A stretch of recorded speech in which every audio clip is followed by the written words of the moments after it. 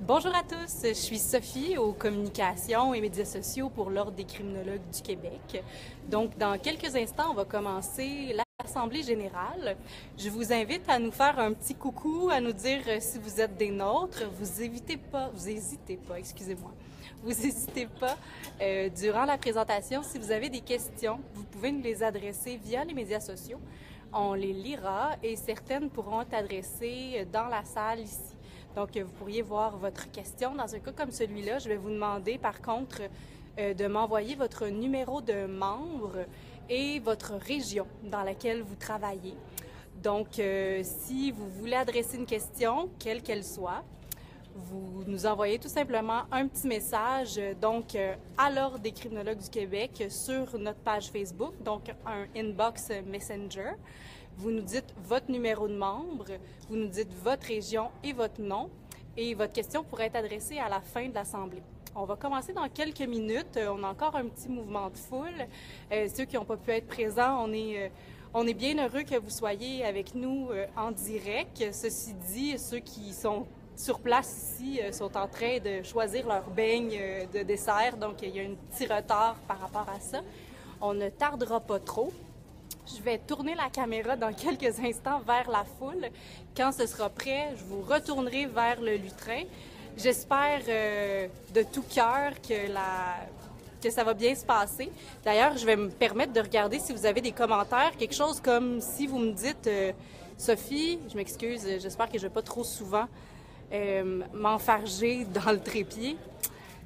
Sophie, on n'entend rien. Sophie, c'est plate. Ou bien t'as tourné la caméra à un endroit où est-ce qu'on ne voit plus quoi que ce soit. Faites-moi le savoir. Moi, je vais être avec vous dans les commentaires en tout temps. Donc, faites donc un essai pour voir. Est-ce qu'il y a quelqu'un qui peut me dire Allô Sophie, on te voit bien, on n'entend pas le son, quelque chose comme ça. Donc, vous avez dans le bas, je crois, la plupart de vos écrans, là, une section commentaires. Ce serait très apprécié si je pouvais entrer en communication avec vous. Juste ici. Je vais vous écrire un « Allô, allô ». Vous m'entendez? Pour votre information, pendant l'Assemblée générale, vous serez branché directement dans les micros de la salle. Donc, vous n'aurez pas les interactions qu'il y a dans la foule. Si c'est le cas, ouais, merci François, c'est gentil. Merci Claudia, c'est le fun, il y a plein de monde, je suis contente. Écoutez, c'est notre premier essai de faire un Facebook Live, on n'a jamais fait ça. C'est vraiment... Écoutez, c'est sans prétention. On s'est dit que c'était peut-être pas nécessaire de dépenser sur une grosse équipe technique. Donc, on commence avec ce qu'on connaît de façon rudimentaire. Puis, on verra si on reprend l'expérience autant pour une assemblée générale que pour un autre événement. Sait-on jamais, peut-être que ça va fonctionner. Donc, je retourne au tout début pour ceux qui viennent tout juste de se joindre à nous. Pierre, viens ici. Oui. Bonjour! Allô? Donc, on a déjà des gens qui nous disent qu'ils sont contents. Ceux qui connaissent pas Pierre, c'est notre directeur général, donc Pierre Couture. Enchanté. Donc, je recommence depuis le début. Pour ceux qui viennent tout juste de se joindre à nous, un petit rappel. Donc, vous êtes à l'Assemblée générale des criminologues du Québec. J'imagine que vous êtes au courant de ça. On va avoir la présentation si vous voulez vraiment suivre, parce que malheureusement, je ne pourrai pas vous montrer ce qui se passe sur les écrans. Un écran sur un écran, ça donne toujours une résolution assez bof. Donc, si vous voulez vraiment suivre au mot près, vous pouvez aller télécharger sur le lien. Ça fait plaisir, Éric. Vous pouvez aller cliquer sur le lien que je vous ai envoyé, les criminologues, par infolettre ou bien sur la page d'accueil de l'OPCQ, donc www.ordrecrime.ca. Sur cette page-là, vous allez voir diffusion en direct. La bonne nouvelle, c'est que c'était surtout une procédure, puis je comprends qu'il y en a certains qui ont compris comment ça fonctionne. C'est déjà bon signe. Vous allez voir qu'il y a possibilité de télécharger la présentation. Bon, j'ai conscience que c'est pas idéal parce que vous allez devoir partager votre écran. Si vous avez le temps de l'imprimer, vous pouvez le faire aussi. Autrement, ben, vous avez simplement, là, comme tout le monde, écouter ce que les présentateurs vont nous dire. Puis vous devriez être bon pour suivre comme tout le monde. Fait que pour les curieux, je vais tourner la caméra vers la salle, puis je vais m'arranger que les choses commencent rapidement parce que je ne vais pas vous faire perdre votre temps non plus. Comme je vous dis, on a un petit problème là parce que c'est pas un problème, c'est un beau problème. On a une jolie situation parce que le mur de beigne fonctionne un petit peu trop. Donc on va fermer les portes dans quelques instants. Si vous avez des questions, dernière fois, je suis Sophie, c'est moi qui travaille aux communications pour l'Ordre des criminologues du Québec. Vous pouvez m'écrire des commentaires tout au long de la présentation si vous avez une question qui doit être attribuée à l'Assemblée. Donc, il y a quelque chose qui vous brûlait les lèvres, que vous vouliez vraiment adresser à la présidente, au directeur général, au syndic, ou même on va avoir nos vérificateurs qui vont être avec nous puis qui vont nous donner toutes les informations sur les états financiers. Si vous avez des questions pour eux, vous nous les écrivez en commentaire. Je vois tout ce que vous avez écrit, là. Je vois François, Claudia, Magali, Eric. Donc, je le vois en direct. Moi, ce que je vais faire, je vais adresser certaines de vos questions à l'Assemblée. Ça va être vraiment à la toute fin, par exemple, de la présentation. Donc, c'est ça. Je pense que ça fait le tour. Dans un cas comme celui-là, s'il vous plaît... Oh, attention, je vais tousser. Désolée. Dans un cas comme celui-là, s'il vous plaît, envoyez-moi un message via la page de l'Ordre, en fait, la page Facebook. Vous m'envoyez un messenger, un inbox, appelez ça comme vous voulez, avec votre numéro de membre, votre question et votre nom. Puis on pourra adresser votre question. S'il y en a trop, ça se peut qu'on les prenne pas toutes, par exemple. Voilà, c'est tout. Je tourne la caméra. On se revoit dans quelques instants. Je vais aller faire la présentation. Wouh!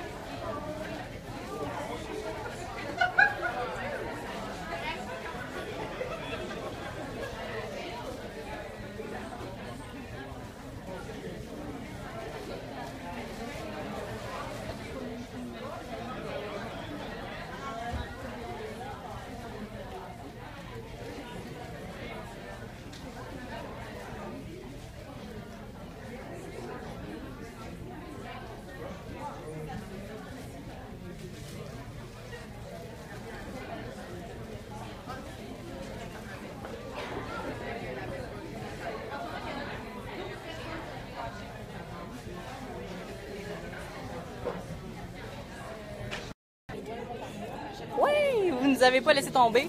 Donc, j'y vais. Je m'en vais faire la présentation. On se reparle dans quelques minutes. Salut!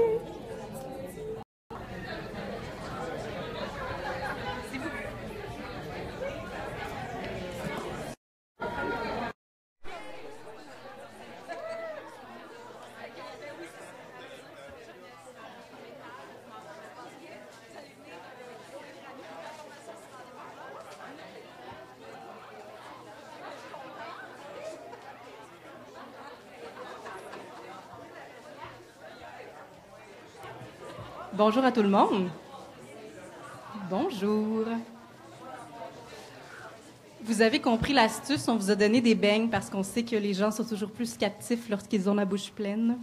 J'espère que vous les avez appréciés, tout comme le repas.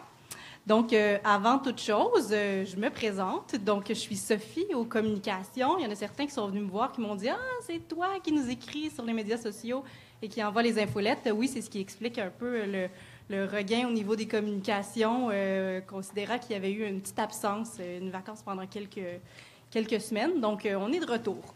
Je voulais premièrement vous souhaiter la bienvenue. Donc, merci d'être des nôtres. On attend encore quelques-uns de vos collègues qui devraient arriver dans les prochaines minutes. On a quand même 75 personnes qui avaient confirmé leur présence aujourd'hui. On est très heureux considérant qu'on n'est pas très loin de notre chiffre de l'année passée. Vous avez peut-être entendu parler via nos infolettes ou sur nos communications officielles que la soirée va aussi être diffusée sur Facebook. Donc, on a des gens, même notre téléphone officiel, qui sont avec nous. Au moment où on se parle, on avait quand même, une petite minute, il y avait 12 personnes qui étaient avec nous. Donc, sachez que ça se peut qu'à un certain moment, il y a des questions qui soient adressées. C'est le fun tout le temps. Il y a des questions dans la salle, mais on a aussi une question sur les médias sociaux de Madame Untel dans les Laurentides. Donc, ça pourrait arriver. Je vais essayer d'être concise parce que tout le monde parle plus que moi ici. Donc, au niveau de la soirée, vous venez de vivre le cocktail. Dans quelques instants, on va faire un tirage pour les gens qui se sont inscrits. Donc, il y avait la capitale, la personnelle et Desjardins qui étaient avec nous, mais il y a un tirage. Il y en a qui font « Oh non, j'ai manqué mon inscription ». Donc, il y a un tirage qui va être fait dans quelques instants. On va essayer de tenir l'assemblée 1h30 dans le maximum là, pour vous donner le temps de poser vos questions. Donc, si vous avez des questions par la suite, on a un micro en plein centre de la salle. On vous demanderait, s'il vous plaît, de garder vos questions pour la fin, par contre. Vous avez un petit bloc-notes, un crayon. Essayez de les noter parce que la chance est assez grande qu'on va y répondre de toute façon en cours de présentation.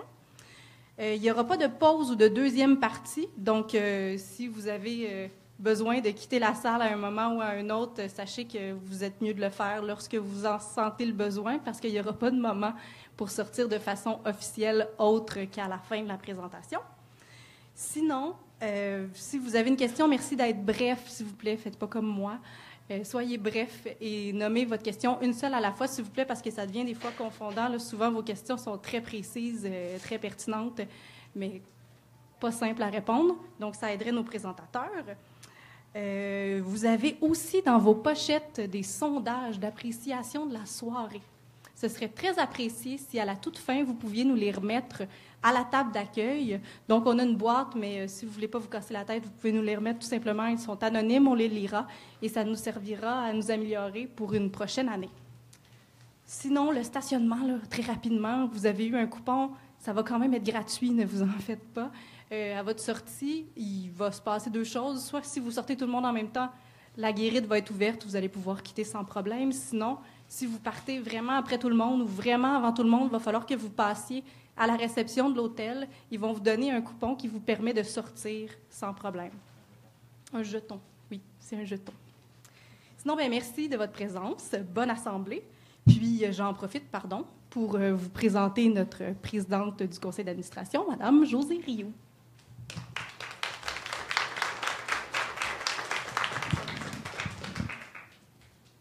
J'aime pas être derrière un estrade. Est-ce qu'on sent mauvais en avant? C'est parce qu'il n'y a jamais de personnes qui viennent s'asseoir ici, puis je paye quand même un parfum cher. Alors, ne vous gênez pas pour vous rapprocher si vous avez le désir de venir voir comment on sent bon, nous autres. Hein? Donc, merci beaucoup d'être là.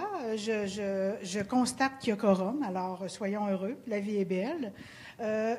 Il y a de la poutine technique en Assemblée générale. On va quand même vous faire tout ce qu'on a fait au cours de la dernière année. Mais la première poutine qu'il faut qu'on fasse, c'est nommer un président d'Assemblée. C'est comme un incontournable et une secrétaire. Et je sais que tout le monde dans la salle veut être secrétaire. Alors, on va attendre les propositions. Mais on va commencer par le président d'Assemblée. Oui, M. Altemus. OK. Est-ce qu'il y a un secondeur? Ah, on a madame ici qui seconde. Linda Grégoire seconde. Merci beaucoup, beaucoup de votre appui. Est-ce qu'il y a quelqu'un d'autre qui veut être président d'Assemblée? On pourrait passer au vote, vous savez, là. Non? OK. Je pense que j'ai compris. Merci, Pierre, d'avoir ri comme ça. Alors, on serait rendu au deuxième point, qui est la nomination d'un secrétaire d'Assemblée. Ça, c'est la personne qui prend toutes les notes, qui fait le PV et qui envoie ça aux membres. Je suis certaine qu'il y a beaucoup... Ah, Michel, t'es intéressé? Ah, OK. Elle est déjà prête, là, quand même. Est-ce qu'on a un secondaire? On a madame ici, Nancy Bilodeau. Mon plat Tupperware de nom est plein, alors je n'ai pas été capable de retenir tous vos noms quand j'ai fait mon tour. Alors, c'est secondé par Nancy Bilodeau. Merci beaucoup. La poutine est déjà presque avancée. On serait rendu à la lecture et à l'adoption de l'ordre du jour. Vous avez tous l'ordre du jour avec vous. Elle était dans vos pochettes. Est-ce qu'en arrière, vous avez tous une pochette parce que vous avez fui le devant? Il y a des pochettes en avant, si vous en désirez, s'il y en a qui n'en ont pas.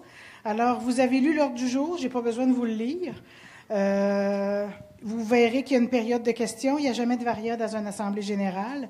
Alors, on a l'adoption de l'ordre du jour, la lecture et adoption du procès-verbal du dernier assemblée générale, de notre première, rapport de la présidente, rapport du directeur général, la portion la plus intéressante pour Mme Bureau, c'est la lecture des états financiers, nomination d'un vérificateur, rapport du syndic, qui est en avant ici, période de questions et clôture de l'Assemblée. Sophie vous a dit qu'on va essayer de faire ça en 1h30, mais je déborde des fois beaucoup dans mes propos, alors on va essayer de se restreindre, parce que sans ça, c'est le DG qui va être obligé de couper dans sa présentation, puis il ne va pas m'aimer demain matin. Alors, j'ai besoin d'un proposeur pour l'ordre du jour. M. Henry propose, David de son prénom et Diane Boulanger seconde. Merci beaucoup. Vous avez reçu dans vos pochettes le procès-verbal. Oups, c'est pas celui-là. C'est le procès-verbal de la première réunion. Vous remarquerez qu'il est très succinct parce que, dans le fond, les rapports sont déjà tous en ligne, fait que vous pouvez les lire en ligne, mais vous avez quand même là le même principe que cette année. La seule chose, c'est qu'il n'y avait pas d'adoption du procès-verbal l'année passée parce que c'était notre première. J'aurais besoin d'un proposeur qui était là l'année passée. Vous étiez là, M. Gendron? Parfait. Alors, Pierre Gendron propose. Et Madame ici? Mélanie Laroche. Mélanie Laroche, qui seconde. Merci beaucoup. Mon Dieu, Seigneur, on va finir à 7h15. Donc, on est rendu à mon rapport. Comme je vous mentionnais, on est rendu à la 2e année de notre je ne vous dirais pas que c'est la vitesse de croisière, mais il y a beaucoup de travail qui a été fait au cours de la dernière année. Je voudrais attirer votre attention sur la petite pensée celle-là. Je me fais un devoir de trouver une pensée par année quand je fais un rapport annuel, et je vous dirais que celle-là est encore mieux que l'année passée, et pourtant j'ai cherché moins longtemps. Alors, la grandeur d'un métier est peut-être avant tout d'unir les hommes. Il n'est qu'un luxe véritable, c'est celui des relations humaines. Et nous le savons tous ici, que notre luxe, c'est les relations humaines, et le plus beau luxe, c'est la criminologie. Alors, c'est certain que je trouve que c'est quelque chose qui nous décrit bien. Alors, je vous disais qu'on était rendu à une seconde année. Je vous dirais que l'ordre a avancé d'un téléphone et d'un bureau en 2015 à maintenant 4 employés. Pierre va pouvoir vous en parler. Mais l'ordre a progressé énormément, a fait ses lettres de noblesse aussi au niveau des 45 autres ordres et a quand même cheminé là, de très belle façon. Je vous dirais que pour moi, c'est un cheminement extraordinaire parce que partir un ordre, c'est pas évident, et que d'arriver aujourd'hui à, je le dis tout de suite, 1005 membres en date d'aujourd'hui, sur 2 ans et 2 mois, je vous dirais que pour nous, là, c'était pas un objectif qu'on avait cette année, et on est arrivé à 1005. Alors, soyons heureux. Fait que quand on dit un cheminement extraordinaire, je pense que l'ordre a très bien progressé. Les gens travaillent fort, les gens travaillent beaucoup avec cœur aussi, que ce soit autant le conseil d'administration que la permanence que je vais vous présenter avec bonheur tout à l'heure. Donc, on a vraiment un beau cheminement extraordinaire et soyons heureux de tout ça. Au niveau de l'admission et de la cotisation, je viens de vous parler du membership. Il est toujours en croissance. C'est certain qu'il y a des gens qui ne renouvellent pas d'année en année. Fait qu'on a commencé l'année complète au 1er avril 2017, avec un peu moins de membres que la première année, mais on a dépassé maintenant cette adhésion-là. On avait fini avec aux alentours de 900. Et on avait recommencé peut-être avec une cinquantaine de membres de moins pour dépasser maintenant et être rendu à 1005. Alors, c'est vraiment une belle réussite et de plus en plus, les gens adhèrent aussi à l'ordre, les finissants, les personnes formant en criminologie aussi un peu plus vieilles comme toute notre gang ici. Mais à quelque part, je pense que les gens commencent à trouver désirable de faire partie de l'ordre et c'est vraiment très honorable pour nous. On a aussi développé un statut d'étudiant. OK, on veut laisser la place aux étudiants de comprendre ce qu'est un ordre, fait qu'on les appellerait des membres associés. Il n'y a pas de coût pour les étudiants que de faire partie de l'ordre. C'est certain qu'ils ne peuvent pas porter le titre de criminologue, mais ça les amène déjà à comprendre un peu plus ce qu'est un ordre. C'est quelque chose qu'on va lancer dans les universités, là, je vous dirais, à très court terme, l'Université de Montréal, l'Université Laval, et on est à discuter pour l'Université d'Ottawa aussi. Mais c'est les étudiants qui commencent davantage à adhérer, bien, c'est de leur donner aussi l'idée du cheminement d'un ordre, bien, de ce qu'est un ordre et à quoi ils peuvent s'attendre. C'est vraiment sensibiliser les étudiants et nous, on trouve important de les rendre partie prenante de l'ordre parce que c'est nos futurs membres et c'est les gens les futures personnes avec lesquelles on va travailler, puis on trouvait ça important. Fait qu'au niveau de l'adhésion, de l'admission de la cotisation, on est vraiment rendu là au niveau du statut étudiant là, qui est vraiment en développement. Au niveau du conseil d'administration et de la gouvernance, vous avez certainement, en tout cas une gang d'entre vous, pas beaucoup peut-être parce qu'il y en a beaucoup de Montréal, on est en élection cette année. Juste pour vous faire une petite historique, quand l'ordre est devenu, quand on est rentré dans les ordres, comme les curés, là, quand on est devenu un ordre le 22 juillet 2015, tous ceux qui ont travaillé à la création de l'ordre, on appelait ça le conseil d'administration transitoire, sont devenus membres du conseil d'administration, dont 3 avaient un mandat de 2 ans et 3 avaient un mandat de 3 ans. Donc, le règlement sur les élections, normalement, nos élections se font au printemps, mais le règlement a tardé à l'Office des professions. Alors, les 3 personnes qui terminent leur mandat vont terminer, je vous dirais, avec les élections de cet automne. Et ceux qui viennent de l'Estrie, de la Montérégie, vous avez dû recevoir le courrier par la poste mentionnant que les élections s'en viennent. Il y a 3 régions en élection cette année.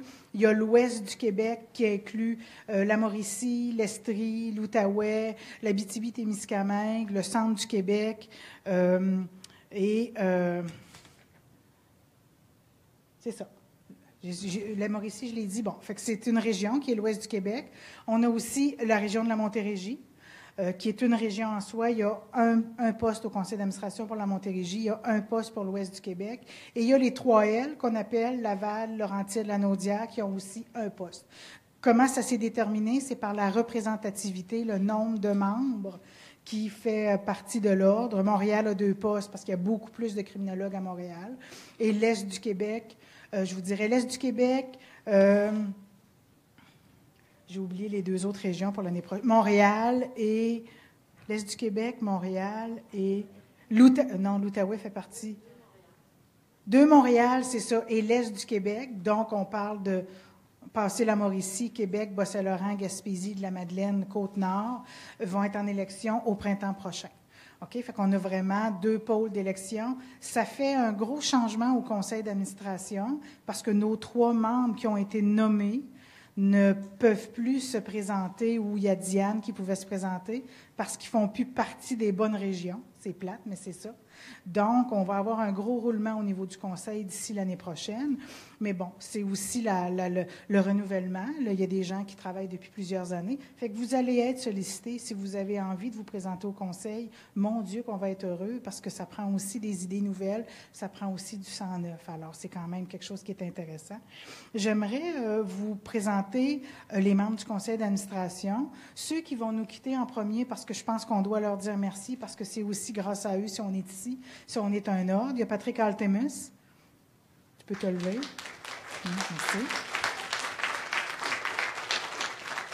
Il y a Lara Bustraen. Et il y a Diane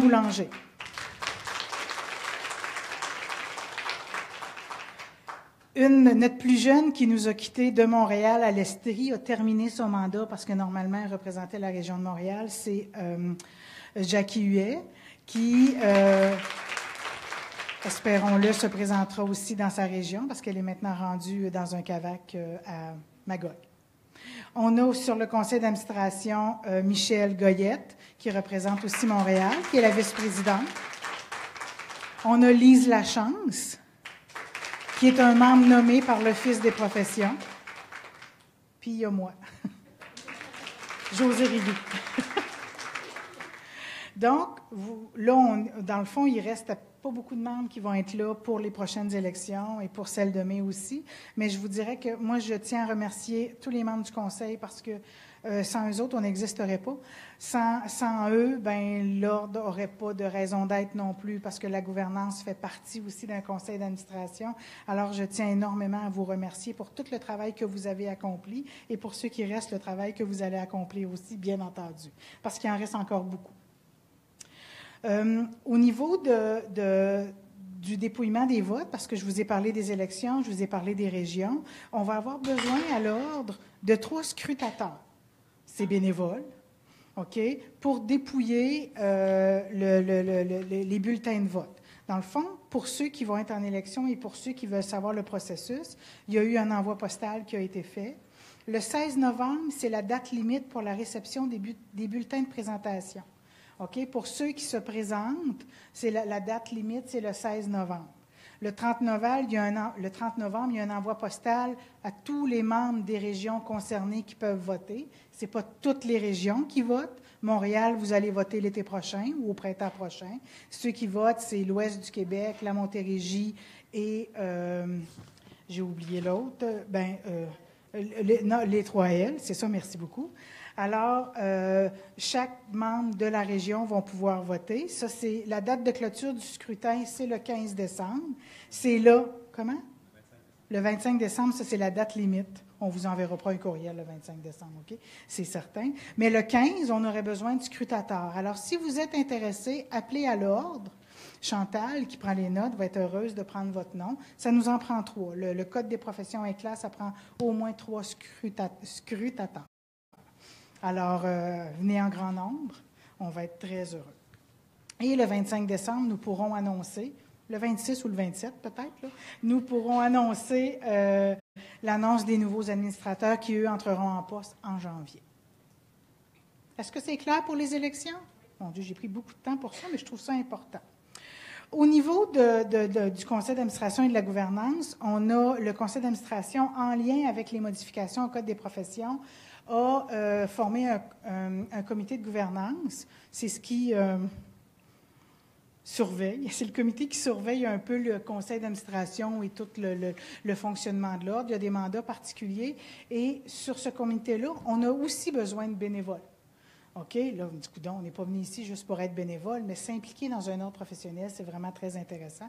Moi, je vous dirais que j'ai découvert beaucoup de choses au niveau de la réglementation, au niveau de la profession et de tout ce qui va avec un ordre professionnel. Fait que si vous avez le désir de vous impliquer, Chantal, c'est encore à toi? Bon.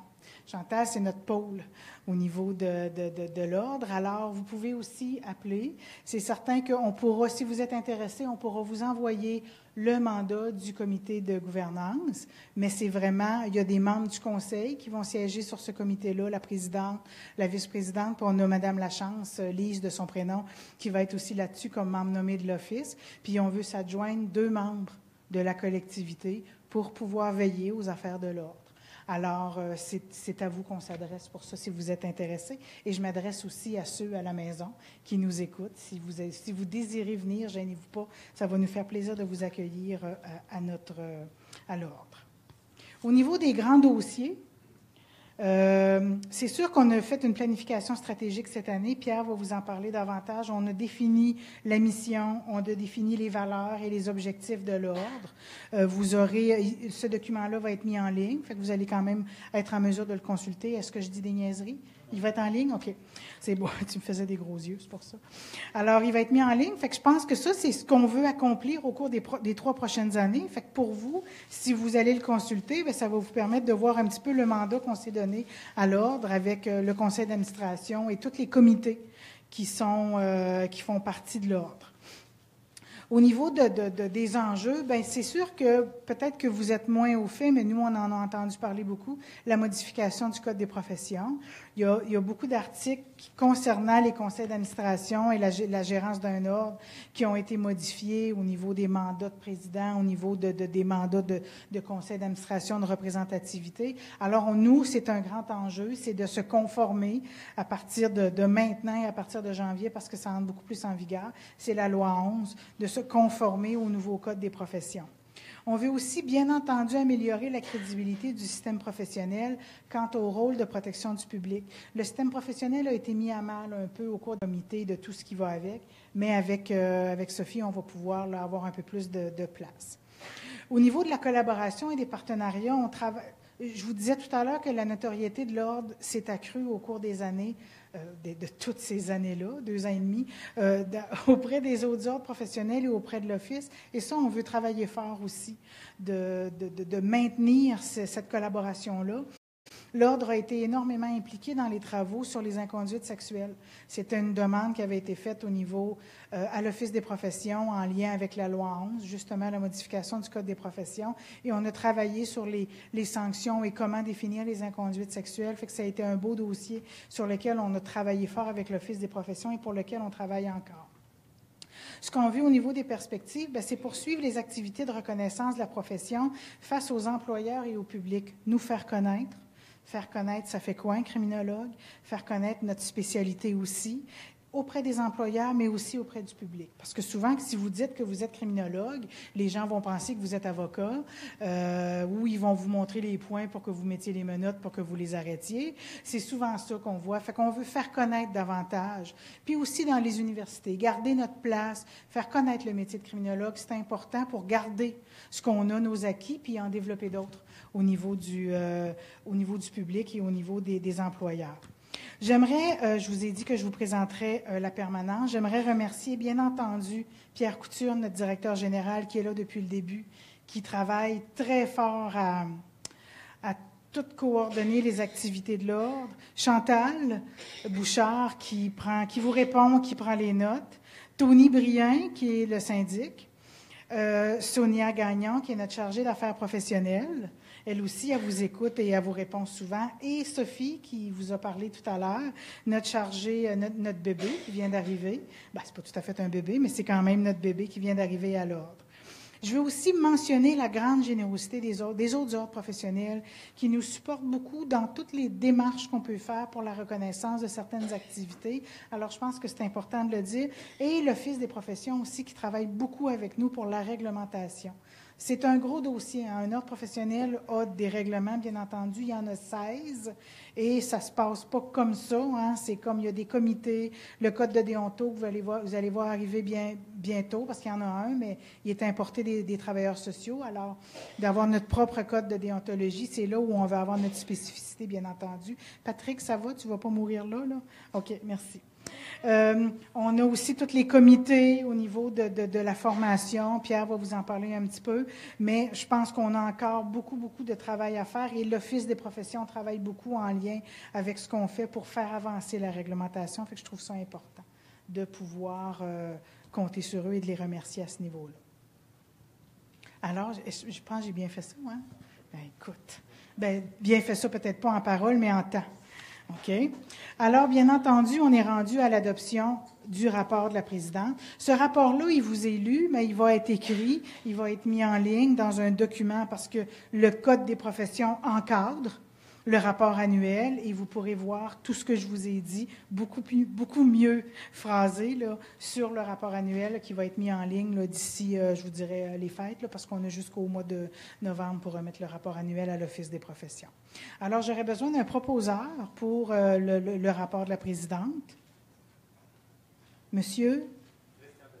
Christian Bellefeuille. Puis madame? Vous secondez, je présume? C'est vous, ça? Sophie Belle-Rose. On a une belle feuille et on a une belle rose qui vont. On a un proposeur et un secondaire. C'est cute, hein? Oh mon Dieu, c'est concept. Alors, merci. On serait rendu au rapport du directeur général. Alors, je cède la place à Pierre à ce niveau-là. Est-ce que tu viens en avant? Tu vas faire comme moi.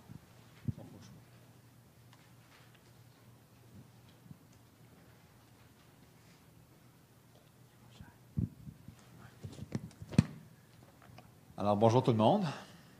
Merci, José, de ta présentation. Ça va me permettre de prendre un peu plus de temps pour les sujets. En fait, le défi que j'ai aujourd'hui, ce soir, c'est de vous résumer en 20 minutes 12 mois d'activité. Donc, 12 mois d'activité intense, très, très fébrile. Et c'est quand même, vous avez vu un petit peu, c'était quand même une deuxième année très, très chargée. Alors, dans un premier temps, tout le monde a abandonné la manette. Oui. Attends un petit peu, je n'ai pas encore 3 mains. OK. Bon. On est rendu là. Alors, premièrement, je vais vous parler de l'équipe, de la permanence. Même si Sonia n'aime pas le mot, ça résume bien les 4 personnes qui travaillent ici à l'Ordre.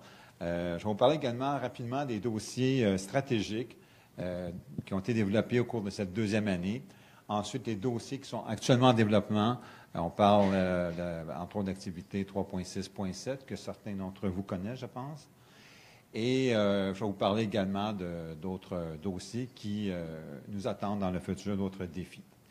Alors, au niveau de l'équipe, José en a parlé un peu. Vous vous souvenez que la première année, nous étions 3 employés, moi inclus. Au cours de la deuxième année, on a embauché, je vais mettre la main là-dessus. On a embauché une agente de communication pour en arriver à être 4 personnes. La communication était devenue une incontournable pour l'Ordre, pour se faire connaître. C'est assez évident. Au cours de la première année, j'en avais parlé un petit peu l'an passé, on avait adopté les conditions de travail pour les employés. Au cours de la deuxième année, on a complété avec l'implantation d'un régime d'assurance collective, un régime de retraite également collectif, financé à la fois par l'employeur et les employés. Tout ça dans le but d'assurer aux employés des conditions de travail les plus satisfaisantes possibles, les plus concurrentielles possibles, parce que vous en doutez, dans un petit ordre comme nous, l'équipe de la permanence est très important. C'est très important d'assurer la stabilité de l'équipe pour pouvoir construire là-dessus dans les années futures. Au cours de l'année, dans la même veine, on a également, après soumission, signé une entente avec la personnel, dont vous avez vu des représentants tantôt, pour offrir aux criminologues des assurances en différents dommages, habitations, automobiles, avec des tarifs très, très concurrentiels et un peu à l'image de ce qui se fait dans d'autres associations ou d'autres ordres professionnels. Pour... Sophie, pince sur le piton.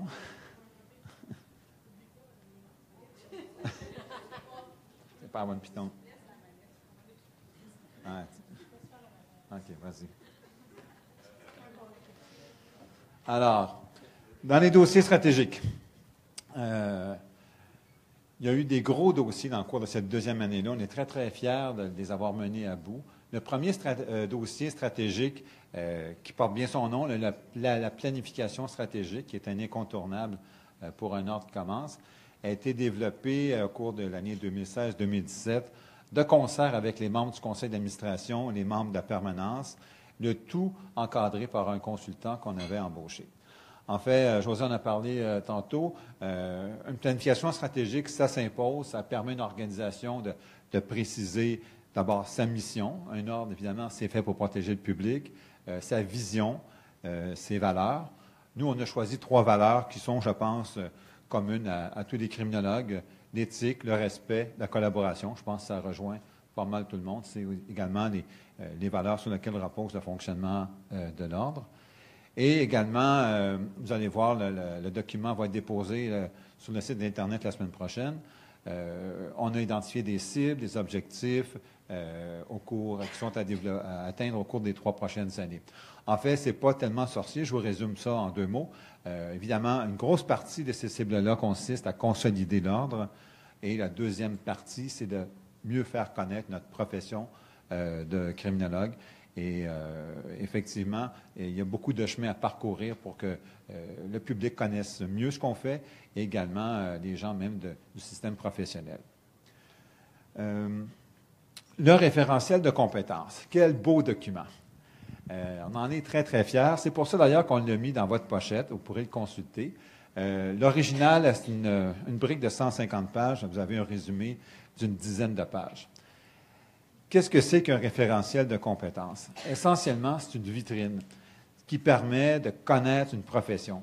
Dans ce cas-ci, au niveau des criminologues, en lisant, vous allez voir, n'importe qui prend connaissance du document, que ce soit le public, des employeurs ou d'autres professionnels, vont comprendre ce que fait un criminologue, les qualités requises pour exercer ce métier-là, la formation qui est nécessaire, le milieu dans lequel il évolue, la clientèle avec qui il transige, les partenaires avec qui il côtoie. Bref, l'ensemble de la profession y est décrite là, très finement. Il faut dire que ce référentiel-là a été développé avec la firme EduConseil et la collaboration de plusieurs dizaines de criminologues qui se sont investis, qui ont contribué sur différents comités au cours de l'année 2016-2017 pour donner ce résultat-là. Donc, essentiellement, un référentiel qui établit 4 principales compétences qu'on retrouve chez les criminologues.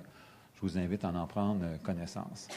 La beauté d'un document comme celui-là, c'est qu'il devient, par le fait même, un peu la pierre angulaire de la profession, les assises sur lesquelles on va pouvoir construire dans le futur toutes les activités qui nous attendent. Un exemple, on reçoit de plus en plus des demandes d'admission de la part de candidats étrangers. Alors, de l'Afrique, de l'Europe, des États-Unis. Alors, comment vérifier si la formation de ces gens-là répond aux exigences de l'ordre? Avec un référentiel et également qui a été développé, des outils qui ont été développés par la firme EduConseil, on dispose maintenant d'une panoplie d'outils qui permettent de vraiment vérifier l'adéquation entre les compétences d'une personne qui vient de l'étranger et ce qu'on exige comme ordre professionnel. C'est un exemple. Il y a plein d'autres choses qui vont venir se greffer à ce référentiel-là, qu'on pense à la formation continue, à l'inspection professionnelle. Tout ça va être basé sur les compétences qui sont nécessaires pour pratiquer la profession. Au cours de l'année 2016-2017, on a également fait un sondage auprès de vous, auprès des membres, avec un taux de participation de 66 %. C'est quand même pas mal supérieur à une partielle. Hein? C'est quand même assez... On était très contents du taux. Et ce qui est ressorti de ce sondage-là, on en a parlé un petit peu lors de la dernière AGA, mais je vous rappelle, de façon générale, ce qui était ressorti, c'est que les criminologues sont satisfaits de leur travail, sont même heureux au travail, dans une large proportion. Face à la création de l'ordre, il y avait encore une fois un taux de satisfaction, quoique il y avait beaucoup d'attentes au niveau de l'ordre pour faire connaître la profession. Et également, faisait ressortir le sondage des irritants par rapport, entre autres, à certaines activités qui étaient absentes dans la profession, l'activité qui consiste, entre autres, à déterminer le plan d'action, le fameux 3.6.7. Alors, tous les résultats de ce sondage-là ont permis, entre autres, de nous éclairer lors de la planification stratégique. On en a tenu compte et on a l'intention de refaire des sondages régulièrement aux 12 ou 18 mois là, pour s'assurer de garder contact avec la réalité de chacun des membres de l'ordre. Également, au cours de l'année 2016-2017, après un long processus, de longues discussions, de négociations très enrichissantes, on a convenu d'une entente avec l'Université d'Ottawa pour s'entendre sur un cursus universitaire permettant à leurs étudiants une admission rapide à l'Ordre des criminologues. Vous savez, la loi prévoit que l'admission se fait de façon quasi automatique pour les gens qui étudient en criminologie à l'Université Laval ou Montréal. Pour l'Université d'Ottawa, c'était possible, mais c'était un peu plus complexe. Et avec des discussions, on a réussi à, comment je vous dirais, identifier un cursus, un cheminement académique que les étudiants doivent suivre avec des stages pour avoir le privilège de porter le titre de criminologue. Et l'entente est sur notre site Internet. Vous pouvez la consulter. L'entente, la consulter. Et sur le site Internet également de l'Université d'Ottawa. On est très, très content de l'entente parce que ça n'a pas été évident. Pas parce que les gens manquaient d'ouverture, mais parce que c'est un arrimage qui n'était pas tout à fait facile à faire. Mais c'est fait, on en est très heureux. Dans les dossiers en développement, encore là, on a eu des bonnes nouvelles. L'activité 3.67, j'imagine qu'il y en a plusieurs d'entre vous qui savent de quoi je parle. C'est une activité qui a mystérieusement disparu des activités que les criminologues faisaient. Mystérieusement disparu parce que jusqu'à 2012-2013, les criminologues pratiquaient cette activité-là. Est arrivé le PL 21. Dans les activités, les 5 activités qui ont été réservées aux criminologues, elles n'y étaient pas. Alors, tout le monde s'est posé la question et c'est devenu rapidement, pour l'Ordre des criminologues, une priorité dès le départ et qui s'est poursuivie tout au long de l'année. On est allé voir l'Office des professions. On a voulu avoir des explications. Comment obtenir cette activité-là. On nous a répondu, bien, écoutez, depuis le PL 21, vous êtes les premiers ordres à nous demander à obtenir une activité. Il n'y avait pas de précédent. Il n'y a pas de mode d'emploi sur comment obtenir une activité. Alors, comme criminologue, on a opéré, on a créé notre propre modus operandi. Et en fait, on nous a simplement dit, développez un argumentaire puis essayez de nous convaincre. Alors, c'est ce qu'on a fait. On a développé un argumentaire très structuré, convaincant, qui sera sur notre site Internet la semaine prochaine et qui était déposé à l'Office des professions il y a 2 semaines. Un document très étoffé. En gros, un document qui démontre de façon très claire, très précise, que les criminologues possèdent toutes les qualifications, la formation et l'expertise nécessaires pour pratiquer cette activité-là. Également, on est allé chercher, c'est ce qui était un petit peu plus long, des appuis, une panoplie d'appuis auprès notamment des universités, auprès d'une multitude d'employeurs, les D6 et DCIUS à travers les régions du Québec, auprès également des autres ordres professionnels qui pratiquent l'activité, les travailleurs sociaux et les psychoéducateurs. Tous ces gens-là nous ont appuyés à 100 %.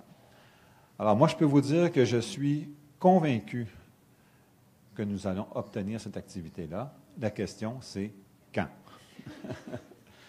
Quand? Parce qu'au fond, à partir du moment où on a déposé notre demande officiellement à l'Office des professions, l'échéancier ne nous appartient plus vraiment. Il faut attendre, en fait qu'il y ait une ouverture, une fenêtre législative qui nous permette, qui crée une opportunité pour obtenir un amendement au Code des professions.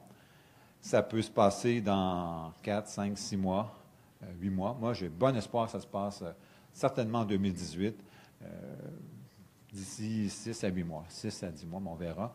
Mais ce que je peux vous assurer, c'est qu'on va continuer à avoir ce dossier-là à l'œil, à faire des représentations et à faire en sorte que, à travers les instances gouvernementales, ce dossier-là ne se perd pas. Ça, je peux vous en donner l'assurance.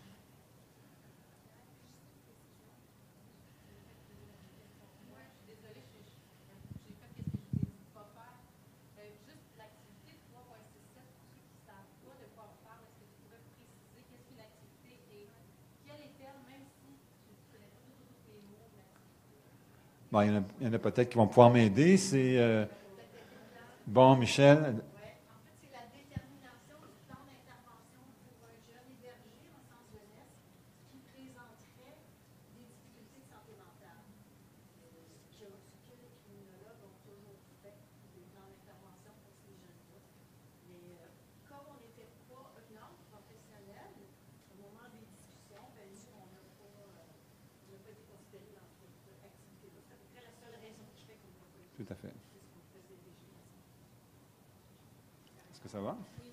Désolé, je pensais que vous étiez au courant. Bon, on y arrive. La 3.64, bon, je vais vous l'expliquer. C'est l'évaluation des personnes aux prises avec des problèmes de santé mentale, au neuro, puis là, je m'appelle un peu dans la terminologie. Mais grosso modo, retenez que c'est l'évaluation d'une personne ayant atteint de troubles de santé mentale diagnostiqués. Alors, pourquoi je vous parle de cette activité-là? C'est qu'on est allé voir le ministère de la Sécurité publique du Canada il y a environ 1 an, du Québec, je pensais au Canada par la suite, du Québec, il y a environ 1 an,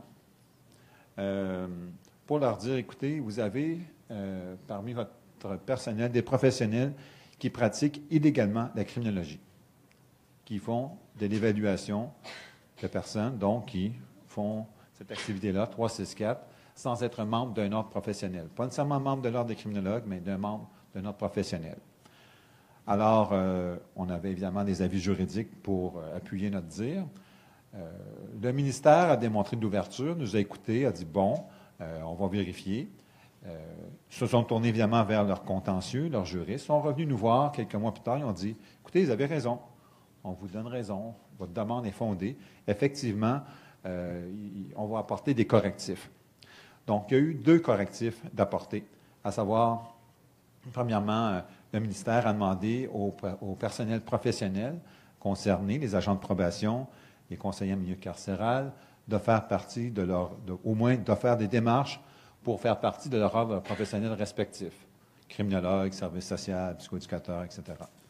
Et dans un deuxième temps, on fait en sorte que dorénavant, lors des futurs concours, les professionnels qui vont être embauchés au ministère de la Sécurité publique devront faire partie de leur ordre professionnel.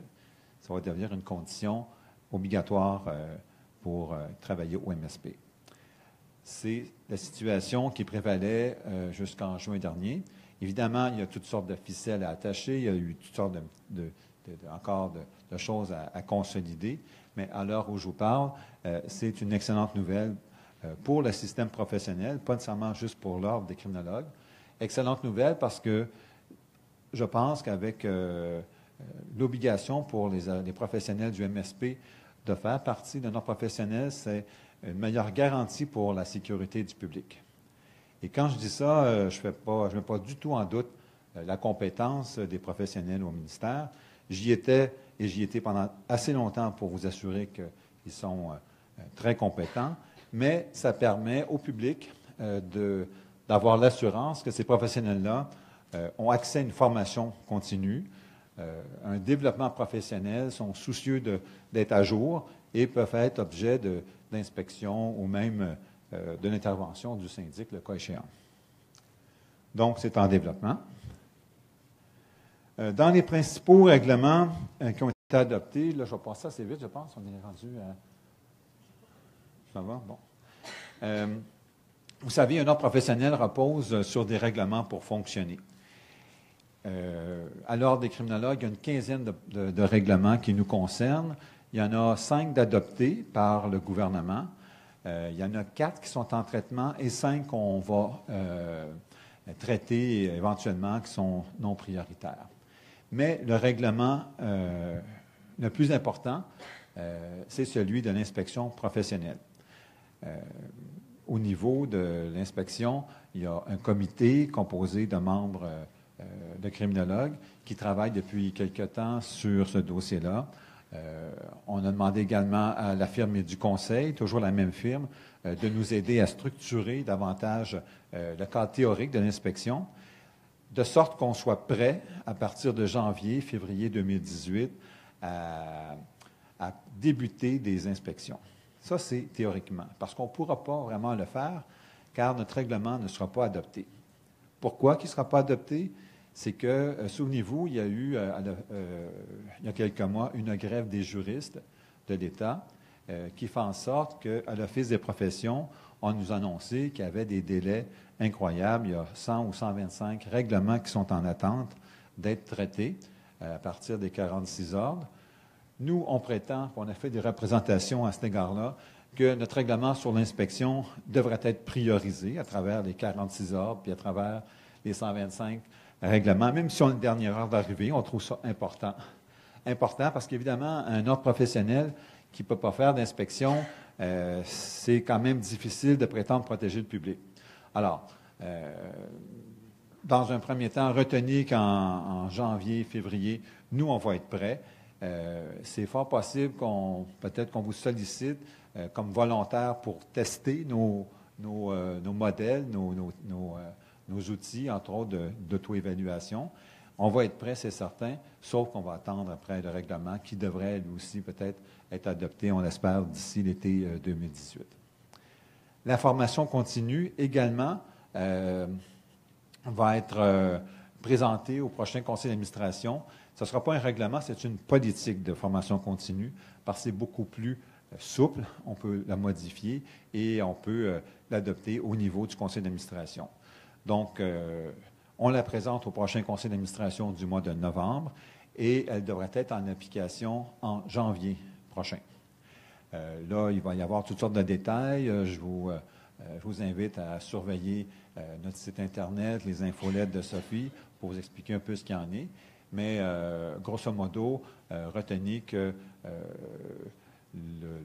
on parle de 45... oui, 40 heures à 2 ans. Alors, et ça va être rétroactif au mois de septembre 2017, pour la première année. Bref, les détails vont venir plus tard. Les comités, ça va?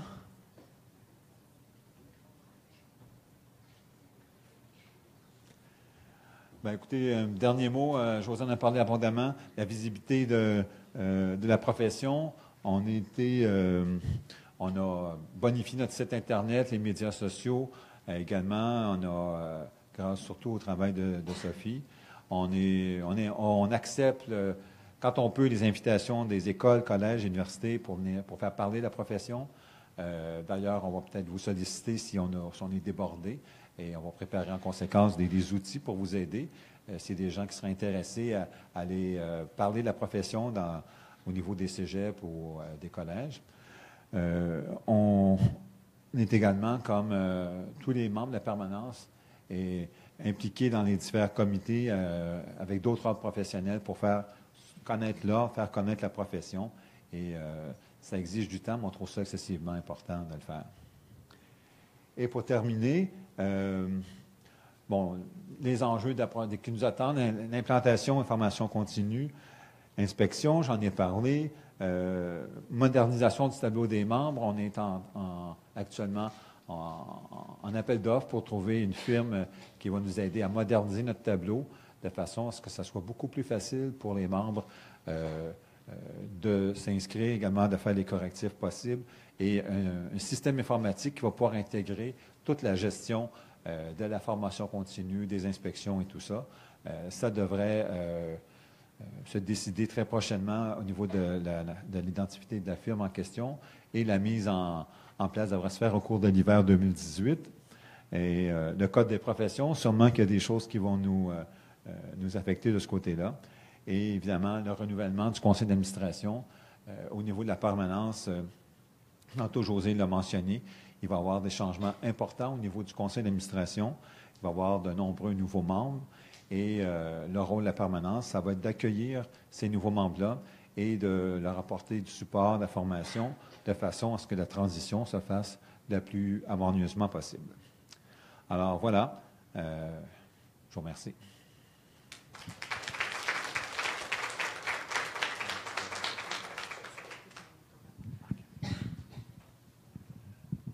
On est rendu à la portion adoption du rapport du directeur général.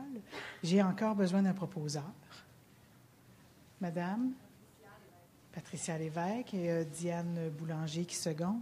Tout à l'heure, je ne sais pas si j'ai manqué à mes obligations, mais je voulais remercier ardemment du plus profond de mon cœur les gens qui s'impliquent dans les différents comités, parce que ce n'est pas juste la permanence qui travaille.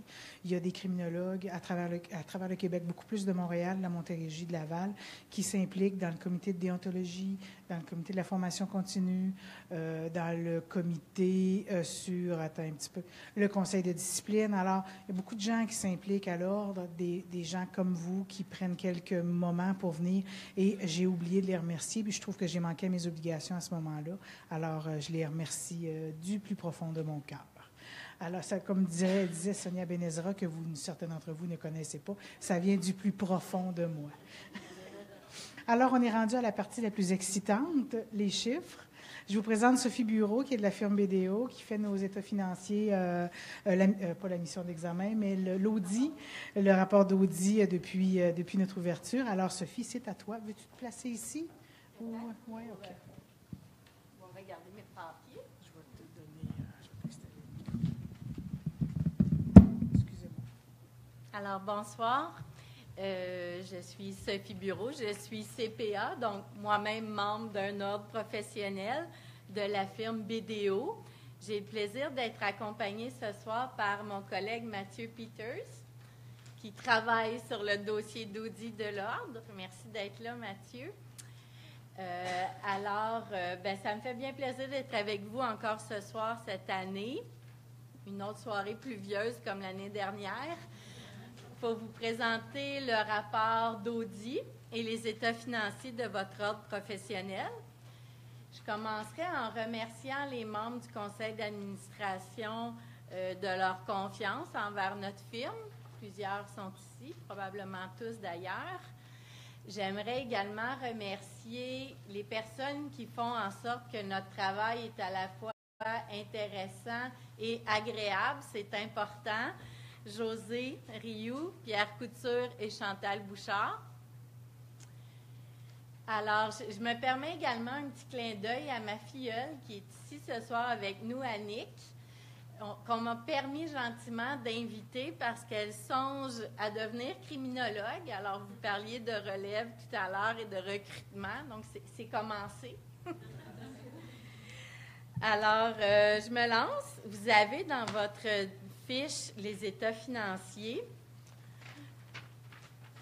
Alors, le document d'une dizaine de pages dont je ne lirai pas toutes les lignes, que je vais tenter de vous résumer.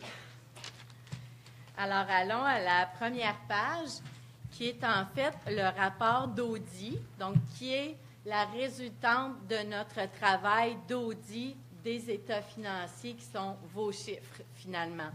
Donc, je me dois de le lire pour que vous compreniez bien notre travail. Le rapport est adressé aux administrateurs. Donc, on a effectué l'audit des états financiers de l'ordre. Notre responsabilité, en fait, je commence par celle de la direction, pardon. La direction, c'est elle qui est responsable de la préparation des états financiers, conformément aux normes comptables pour les organismes sans but lucratif, et qui est aussi responsable du contrôle interne, donc de la mise en place des contrôles internes nécessaires à l'ordre, qu'elle considère comme étant suffisants pour qu'il n'y ait pas d'anomalies significatives dans les états financiers. Notre responsabilité à nous, c'est d'exprimer une opinion sur ces chiffres-là, sur la base de notre travail d'audit qui est fait en suivant les normes d'audit généralement reconnues du Canada. Donc, ces normes-là requièrent, entre autres, qu'on se conforme à des règles déontologiques et qu'on planifie notre travail de façon à obtenir une assurance raisonnable que les états financiers ne comportent pas d'anomalies importantes. Un audit, ça implique la mise en œuvre d'un paquet de procédures, beaucoup effectuées par Mathieu, en fait, pour recueillir des éléments probants, donc des preuves qui concernent les montants et les autres informations qui sont fournies dans les états financiers.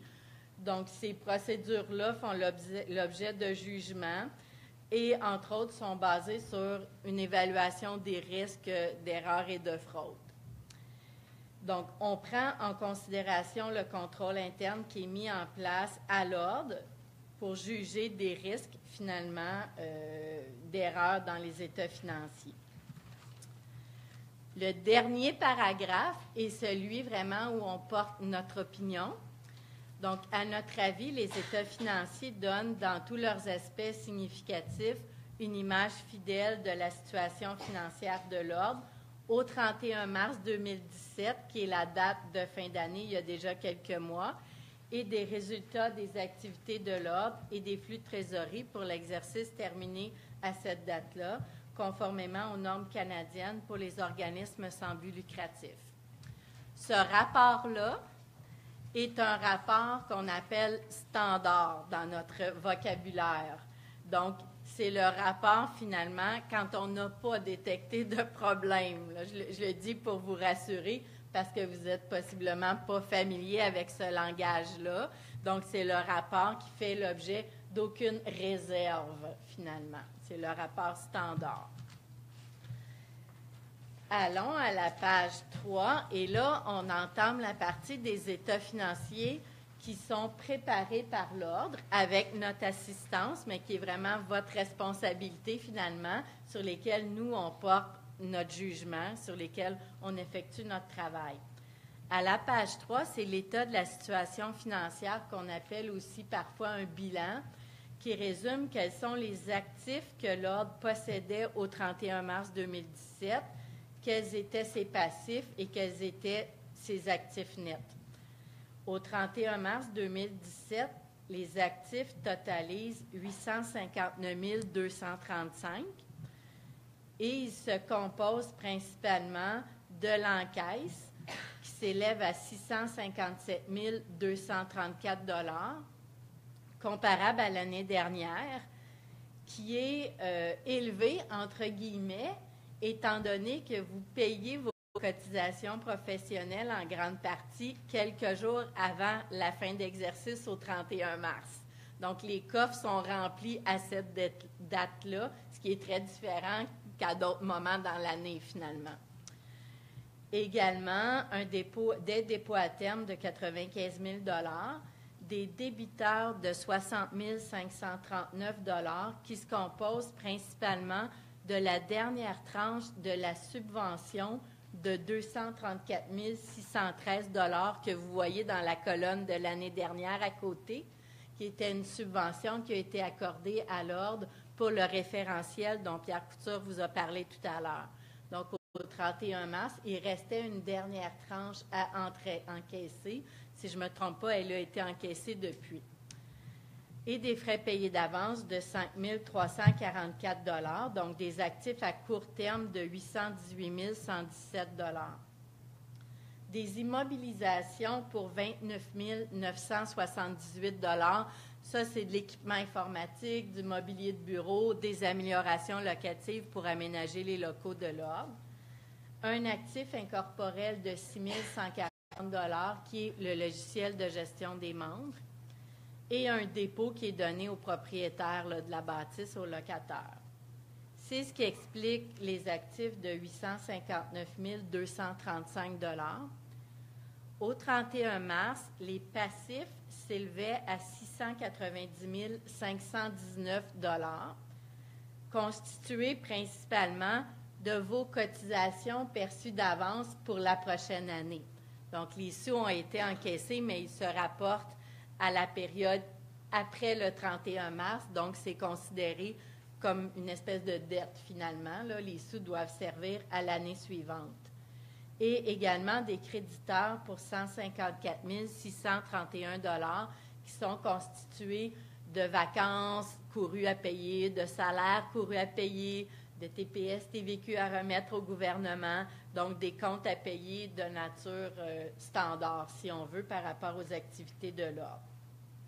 Donc, 690 519 $ de passifs.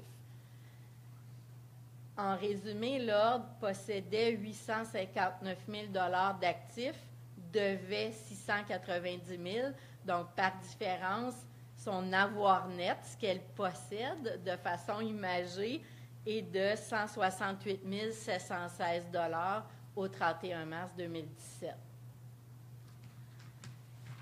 Si on va à la page suivante, à la page 4, vous avez l'état de l'évolution de ces actifs nets-là. On vient de dire qu'à la fin de l'année, les actifs nets de l'Ordre étaient de 168 716 $. Vous voyez à la dernière ligne de l'année 2017. L'année dernière, ils étaient de 147 233 $.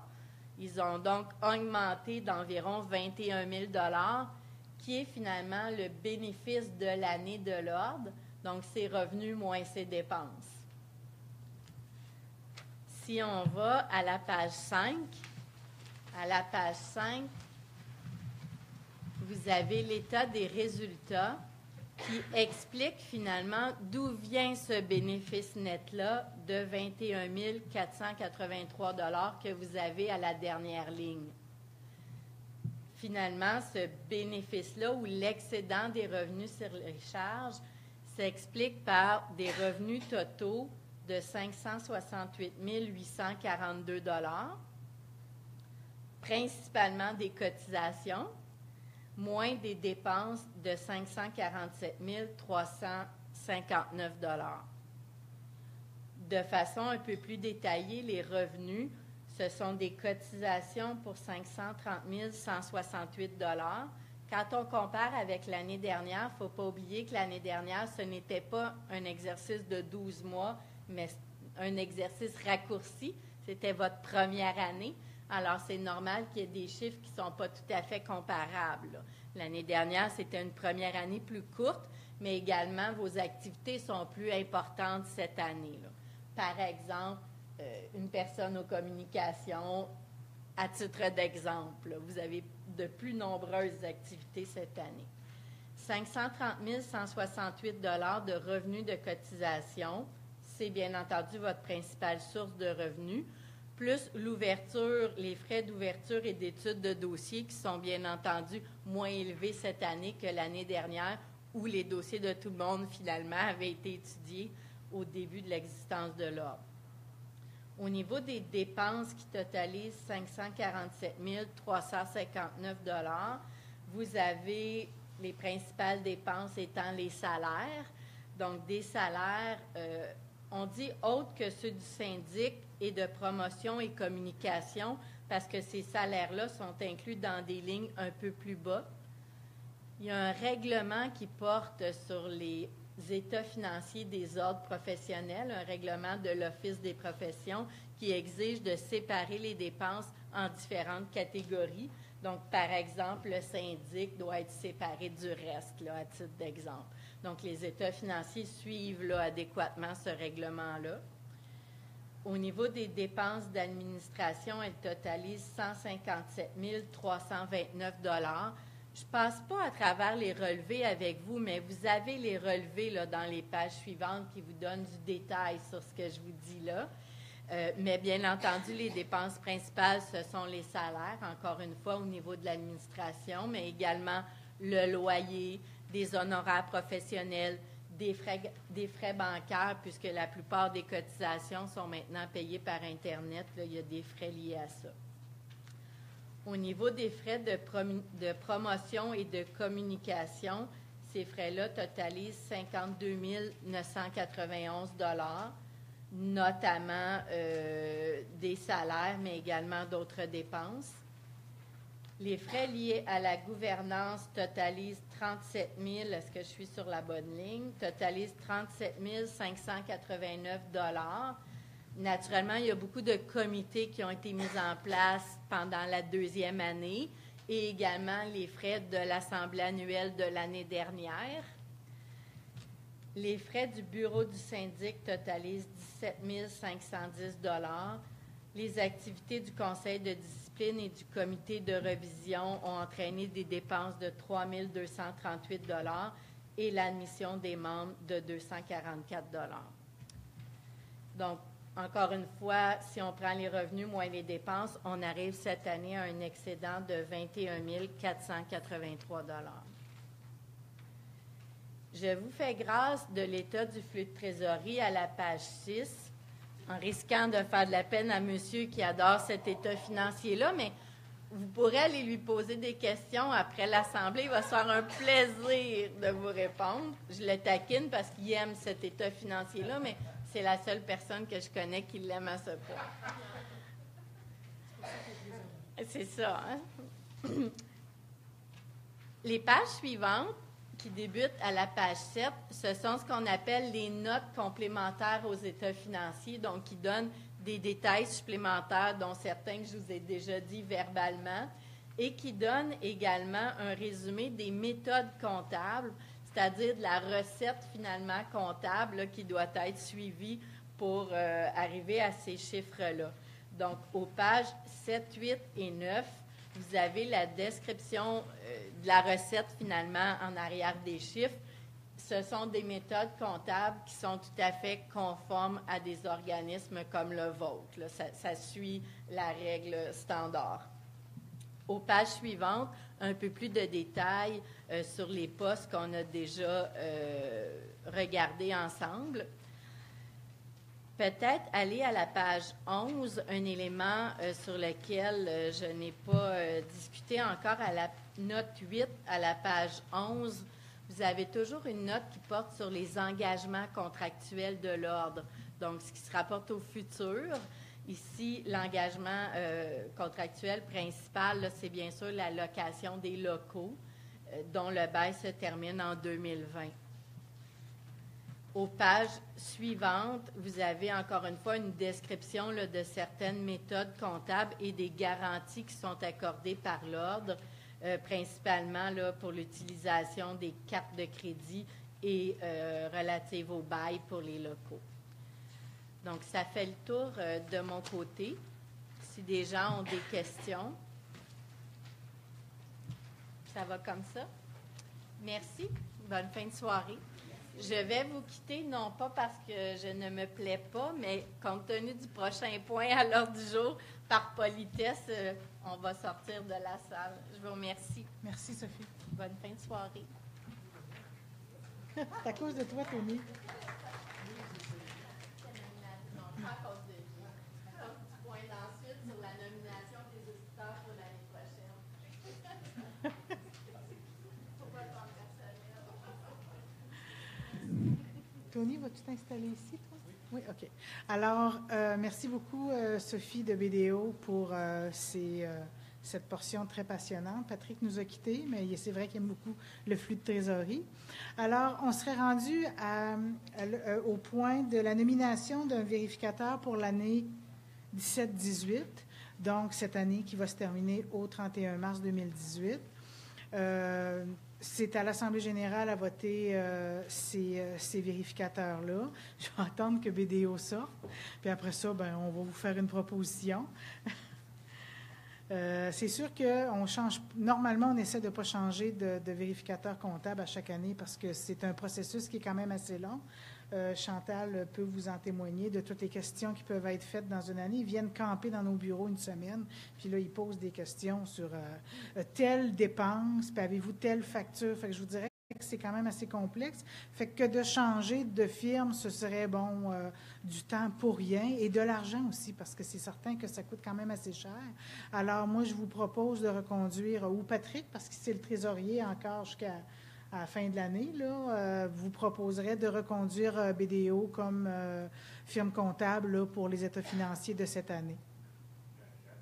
Tu le proposes, Patrick? Alors, j'ai besoin d'un secondaire. Madame? Stéphanie Corbeil, seconde. Merci beaucoup, Madame Corbeil, de nous sauver du travail comme ça. Alors, on serait rendu au rapport, notre rapport, la personne à part dans les états financiers qu'il faut qu'on sépare. Alors, on serait rendu au rapport de notre syndic. Je lui laisse la parole. C'est Tony Brillant.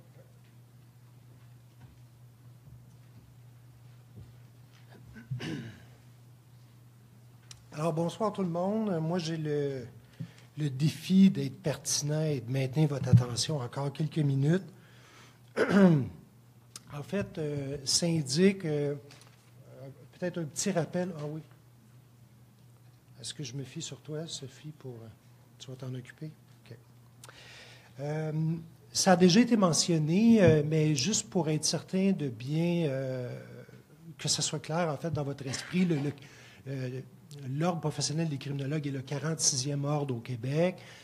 Vous savez probablement que tous les ordres professionnels au Québec ont l'obligation d'avoir un syndic et le rôle du syndic, puisque le rôle d'un ordre professionnel, c'est la protection du public, le rôle du syndic, c'est justement de faire enquête quand des plaintes sont portées à son attention. Donc, il a vraiment le devoir et la responsabilité de recevoir des demandes d'enquête, de procéder aux enquêtes et, ou le cas échéant, en fait, de faire cheminer le dossier d'enquête jusqu'au conseil de discipline. Alors, je vais vous présenter, je suis donc le syndic de l'Ordre depuis le début, depuis la création de l'Ordre. C'est le deuxième rapport que je livre à l'Assemblée générale. Alors, qu'est-ce qu'on trouve au rapport annuel du syndic? C'est, premièrement, au niveau des demandes d'enquête, on a reçu, là, il faut se rappeler qu'on est du 1er avril 2016 au 31 mars 2017. Donc, il y a encore des dossiers qu'on a reçus, mais le bilan, c'est vraiment la lecture au 31 mars 2017. On avait reçu 11 nouvelles demandes d'enquête au 31 mars. 9 de ces 11 nouvelles demandes-là ont été complétées. Ça veut dire que l'enquête a été terminée et que le dossier a été fermé au niveau du bureau du syndic. Le dossier n'a pas été porté devant le conseil de discipline. Vous allez voir, c'est un langage un peu... on n'est pas habitué avec ce langage-là, mais je pourrais peut-être compléter un peu d'informations. Je vais simplement vous livrer un petit peu les chiffres, là, puis je pourrais vous donner des détails par la suite. Donc, 11 nouvelles demandes d'enquête, 9 ont été complétées à même l'enquête du syndic, et 3 enquêtes, au 1er avril 2017, étaient toujours actives. Ça veut dire que les dossiers n'ont pas été fermés et qu'il y a suffisamment de matériel d'enquête pour que le dossier chemine et éventuellement puisse se retrouver devant un conseil de discipline. Ces dossiers-là sont encore des dossiers actifs, donc on est en collecte d'informations, collecter des documents, rencontrer des témoins et éventuellement rencontrer le ou les membres concernés. Au niveau, donc, il y a eu des demandes d'enquête reçues au bureau du syndic. Il y a aussi des enquêtes qui portent sur l'utilisation illégale du titre ou l'exercice illégal des activités réservées. On a parlé un petit peu de quelques activités réservées. Donc, il est interdit pour une personne qui est non membre de l'Ordre professionnel des criminologues, par exemple, de produire un rapport criminologique ou de faire une expertise criminologique. Hein, c'est la business, si on veut, des criminologues. Donc, pas besoin de... inutile de vous dire, en fait, que depuis la création de l'Ordre en 2015, il y a quand même plusieurs personnes, malheureusement, qui sont non membres de l'Ordre, qui continuent à utiliser le titre de criminologue, malgré la création de l'Ordre. Et c'est le rôle du syndic de faire ces rappels-là. Parfois, c'est des gens qui ne connaissaient pas l'existence de l'Ordre. Ça allait relativement bien pour la première année. Là, on est rendu à la deuxième année.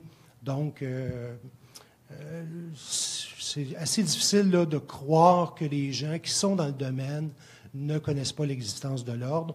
Donc, on fait des rappels à ce niveau-là, au niveau de l'existence de l'Ordre, et éventuellement, on peut aller jusqu'à poursuivre, à titre privé, si on veut, des gens qui utilisent illégalement le titre de criminologue. On n'avait pas ce genre de... en fait, oui, au 31 décembre 2017, un dossier était encore en cours pour exercice illégal et l'Ordre des criminologues, le conseil d'administration, a autorisé au 31 décembre là, une poursuite pénale. Je peux vous dire à ce stade-ci qu'il y a 2 dossiers là, qui sont postérieurs au 31 mars 2017 où il y a des gens qui ne sont pas membres de l'Ordre qui vont recevoir des constats d'infraction. Et les constats d'infraction sont assez importants. On parle là, autour de 1 500 $ par fois que la personne a utilisé le titre de criminologue. Donc, imaginez une personne qui s'est affichée publiquement comme criminologue alors qu'elle n'est pas membre de l'Ordre. Bien, c'est un constat d'infraction là, qui avoisine les 1 500 $. Donc, dans les prochaines semaines, il y a 2 personnes là, qui vont recevoir... une personne 4 000 et l'autre personne 4 500 $ de constat d'infraction. Donc, on est dans cette deuxième année-là. Je vous dirais, on fait ces procédures-là dans les cas de récalcitrants. Je vous rassure tout de suite, la majorité des gens qui sont interpellés pour utilisation illégale du titre corrigent la situation, sont repentants, en fait, et disent « je m'excuse, il y a telle information qui traînait encore sur moi » et procèdent à la correction. Mais quand on a des gens qui, entre guillemets, récidivent ou sont plus rébarbatifs au changement, bien, il y a la possibilité de faire émettre des constats d'infraction.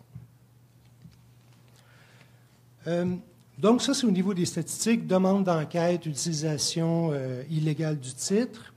En plus de ces dossiers-là, donc la deuxième année, on en a parlé tantôt, l'ordre a pris son envol, puis vous avez vu l'ampleur des projets qui ont été réalisés. Mais je vous dirais que c'est la même chose pour le bureau du syndic, c'est-à-dire qu'on a eu plusieurs plaintes qui ont été portées à la connaissance du bureau du syndic.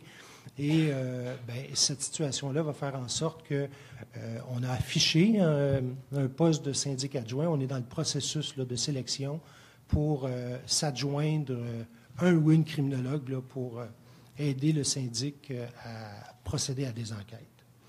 Donc, parmi les réalisations qui ont été faites au cours de la dernière année, on parle de... il y a une première décision du conseil de discipline qui a été rendue. Donc, ça, ce que ça veut dire, c'est qu'on a reçu une demande d'enquête, l'enquête s'est avérée fondée, on avait suffisamment de preuves pour amener une personne devant un conseil de discipline parce qu'elle avait commis des infractions selon le code de déontologie de l'ordre professionnel des criminologues, et on a soumis le dossier, un peu comme on soumet le dossier à un tribunal, c'est un tribunal administratif, le dossier a été soumis au conseil de discipline, et le conseil de discipline a rendu la première décision de l'ordre qui a eu lieu, en fait, je n'ai pas la date, mais c'est au printemps. Non, en fait, officiellement déposé, je pense, en juin ou juillet. Et la personne, c'était essentiellement un bris de confidentialité. La personne avait stocké 250 pages de documents nominatifs dans son ordinateur personnel, et pour cette raison-là, le conseil de discipline l'a condamné à une amende de 1 000 $ et l'obligation de suivre une formation sur la tenue de dossier, la confidentialité, etc., etc. Soit dit en passant, je vous encourage à lire cette première décision-là parce que, c'est la première décision. 2, vous allez voir un peu le langage qu'on utilise, la jurisprudence qui a été mise de l'avant pour rendre une décision par le conseil de discipline. Donc, ce serait peut-être important de prendre connaissance de cette première décision-là. Vous pouvez la retrouver, elle est publique, cette décision-là. Vous pouvez la retrouver sur un site qu'on appelle CanLII. C'est sur Internet et vous avez toutes les décisions rendues par les tribunaux, dont les tribunaux administratifs et les conseils de discipline des différents ordres professionnels. Donc, dorénavant, il y a déjà cette décision-là, mais si d'autres décisions étaient rendues par le conseil de discipline de l'ordre, elles se trouveraient sur ce site-là. Le site, CanLII? Oui. C-A-N-L-I-I. Vous avez trouvé ça facilement? Pardon? Oui, c'est une bonne idée, ça, de mettre l'adresse sur le site Internet de l'ordre là, pour vous. Ça vaut la peine d'aller sur le site. Hein? Depuis le début de la soirée qu'on vous dit, c'est sur le site, allez chercher ça. En fait, on pourrait même vous mettre un hyperlien direct vers les décisions de l'ordre en passant par CanLII. Et à ce moment-là, ça vous permettrait d'aller les consulter et de conserver ce lien-là pour une fois de temps en temps aller voir si d'autres décisions ont été rendues et de vous documenter. En fait, dans un monde idéal, je vous encouragerais même à aller lire des décisions d'autres ordres professionnels comme les travailleurs sociaux, les psychologues, pour voir un petit peu la nature des fautes déontologiques qui sont commises. Mais si à tout le moins vous consultez les décisions de votre ordre, j'en serais bien content parce que ça, vous pouvez l'utiliser aussi comme auto-formation pour voir quelles sont les balises et est-ce que mes activités professionnelles entrent bien dans les balises déontologiques. Donc, parmi les réalisations, première décision du conseil de discipline, diffusion d'un communiqué de presse aussi sur l'usurpation de titre. Vous savez, que ce soit le fentanyl, que ce soit la légalisation du cannabis. L'actualité judiciaire est souvent commentée par des criminologues et certains experts reconnus jadis criminologues avant la création de l'ordre commentent encore l'actualité judiciaire. Donc, il y a des gens qui sont nommés par les médias comme criminologues alors qu'ils ne sont pas membres de l'ordre. Donc, on croyait nécessaire d'émettre un communiqué à l'ensemble des médias pour les aviser de consulter le tableau de l'ordre et de vérifier si les personnes qu'elle nomme criminologues sont effectivement membres de l'ordre. Donc, une lettre a été envoyée aux médias. Une lettre aussi a été envoyée, en fait, des lettres ont été envoyées à des employeurs pour les informer de l'existence de l'ordre et du fait qu'il fallait que les gens qui utilisent le titre de criminologue ou qui ont une description de tâche de criminologue soient effectivement membres de l'ordre. Je l'avais mentionné l'an passé, c'est très, très riche, même si c'est la deuxième année que le bureau du syndic, comme le reste de l'ordre, a pris son envol. Il n'en demeure pas moins que je suis très, très bien encadré. Et quand je dis « je », là, c'est le bureau du syndic, là, qui est très bien encadré par les autres ordres professionnels. Je suis en contact avec l'ordre des travailleurs sociaux, l'ordre des psychologues, l'ordre des conseillers en orientation, des psychoéducateurs, des sexologues, et on se rencontre périodiquement pour échanger sur des bonnes pratiques. Donc, je vois un petit peu quelle est la nature des enquêtes des bureaux de syndic dans les autres ordres professionnels et qu'est-ce qu'on peut mettre en place à l'ordre des criminologues pour soit prévenir ces situations-là ou réagir adéquatement. D'ailleurs, ça fait partie des projections pour la prochaine année dans le cadre du congrès de la Société de criminologie là, qui va avoir lieu dans les prochaines semaines. Il va y avoir une première formation offerte par l'Ordre où on va parler justement de déontologie, d'éthique professionnelle et c'est ouvert aux membres de l'Ordre là, qui vont participer au congrès. On va parler un peu des différents enjeux éthiques qu'on retrouve chez les criminologues. Perspective pour l'an prochain, je voulais mentionner embauche d'un ou d'une syndic adjoint, compléter les poursuites en cours, contribuer à la première formation sur l'éthique dans le cadre du congrès de la Société de criminologie et je ne l'ai pas fait encore, mais publier des chroniques du syndic. Il commence à avoir du beau matériel pour un peu vous donner des points de repère, des choses, des bonnes pratiques. Qu'est-ce que vous devriez faire comme bonne pratique? Puis je vais, si vous me le permettez, là, j'aurais 2-3 petites choses peut-être que je pourrais vous donner qui seraient intéressantes pour vous. Parmi les demandes d'enquête qui me sont soumises, je constate que les principaux... 2 minutes? OK, pas plus. Les principaux problèmes que je rencontre, ce sont des problèmes de communication entre le professionnel et son client. Et là, on revient vraiment à des éléments fondamentaux, des éléments de base. Vous ne me croirez peut-être pas, mais il y a certains membres qui ne se présentent pas à leur clientèle. Donc, la clientèle ne connaît pas le nom de la personne qui travaille, son intervenant. Ne sait même pas qu'elle est criminologue, alors qu'elle est membre de l'ordre. Elle ne sait pas qu'elle fait partie d'un ordre professionnel. Parfois, il y a des criminologues aussi qui n'établissent pas les règles de confidentialité. Quel va être l'enjeu au niveau de la confidentialité? À qui je vais partager les informations qui me sont soumises par toi? Est-ce que d'autres intervenants vont être informés de ce qu'on discute ensemble? Et ça donne lieu à des inconforts, à des frustrations et parfois, en fait, je reçois beaucoup de demandes d'enquête qui sont de cette nature-là, des incompréhensions de la clientèle face aux professionnels. Vous allez me dire, il y a des enjeux organisationnels, on est sous pression, on a des caseloads importants, mais il en demeure pas moins que, malheureusement, face à chaque client, ça ne peut pas être un motif raisonnable de dire j'ai une pression organisationnelle, il faut que je produise, puis je ne peux pas accorder toute l'attention nécessaire à mon client.